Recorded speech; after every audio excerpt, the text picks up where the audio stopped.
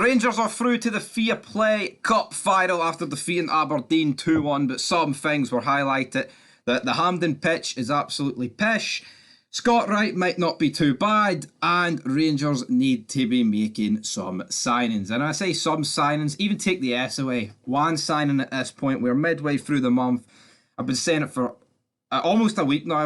We're a third of the way through, we've signed no one. And if that wasn't a game where it was evident that we need an injection into this team, I don't know what was. But in terms of the actual semi-final, I thought it was, I think Rangers for the large part were the better team, right? But there was large parts we just didn't do anything with the ball, and when you don't do anything with it, it was just sideways, backwards.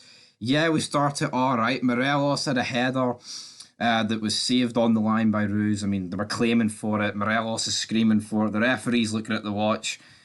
And it's just never going to be given. You could clearly see it wasn't over the line. He then has a shot that's dragged wide. Sakala hit the side nettings about 3 times, but I thought Sakala was actually alright. Aberdeen then score an offside goal.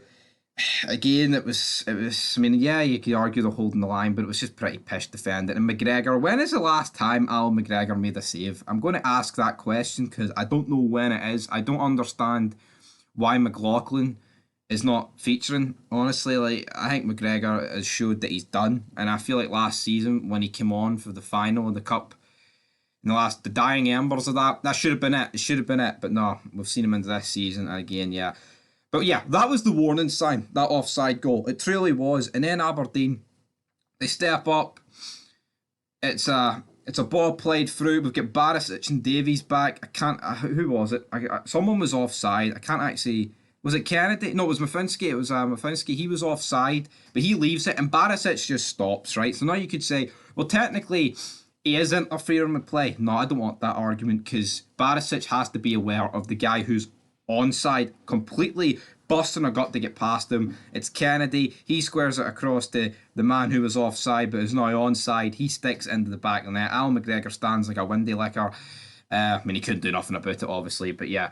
And again, this is a very slack goal. Barisic, Davies, questionable for both of them, but especially more Barisic. And then you're going into half-time thinking, Jesus, man, where is a goal coming from here? Like, where is it coming from?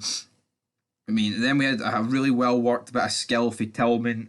Finds Ryan Jack. You're thinking, this is written in the stars. He's going to put it in the back of the net. He doesn't. He blazes it over. Aberdeen at 1-0 never really threatened, in my opinion. They never really threatened to make it 2-0. It was more about Rangers are just going to have to fight through this and hopefully get an equaliser. And we do get that. Morelos, he finds Ryan Jack. He shoots, it deflects into the back of the net. A pretty, jammy goal. Then we saw the likes of Roofe come on to the pitch with Scott Wright. And you know what? I have been incredibly vocal and critical of Scott Wright, but I will admit, when the guy plays good, and he was very good when he came on, I'd go as far as he changed the game. Now, Roofe has got the actual highest rating, but I think Scott Wright deserved man of the match. I feel like he changed the game, and, I thought he was actually at points unplayable. But then again, I feel like it was definitely Aberdeen's fitness that made him excel. But again, you still got to do it, and I wouldn't even say Scott Wright is the fastest player in the yard. But Aberdeen not really doing much at 1-1 either. And then Ryan Kent went absolute. If this goes in, it would have been in the dying embers of the 90.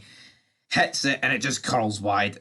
Unsavable, epic shot, but you know what? It doesn't count. It goes wide. And then we go in to extra time. And at this point, you just know it's going to be I say it goes into extra time. Of course, Stewart gets sent off. For some reason, I was thinking Stewart gets sent off at the start of extra time, but then I was thinking no, he gets sent off in 90, because then you're thinking, it doesn't matter about extra time, they're doing the 10. But yeah, it's like Kala gets absolutely cleaned out by him. It is a red. He could have snapped his leg very easily. I don't think many people are going to have an argument with this. Like, they were trying to claim, Aberdeen and Stewart, that he won the ball, but when you see every replay, Sakala flicks it past him and he just absolutely cleans him out. I don't see how anyone could truly say that is anything other than a red. Some people are trying to say it's not even a foul, which is questionable. If some people were saying it's an amber, it's an orange, I could maybe let that slide, but not even a foul, man. He's complete and utterly killed him. You know, disgraceful. But as extra time starts, Scott Wright, wonderful, just runs right down the left-hand side, finds Kamar Roofe. Kamar Roofe gets his goal. Lovely, jubbly. Aberdeen, after this, are pushing. Roofe then, lovely bit of skill, falls on his shoulder, and then he's just lying there, and I'm thinking, that did not look good. And then, I don't know, he's done something to his shoulder or his wrist or something.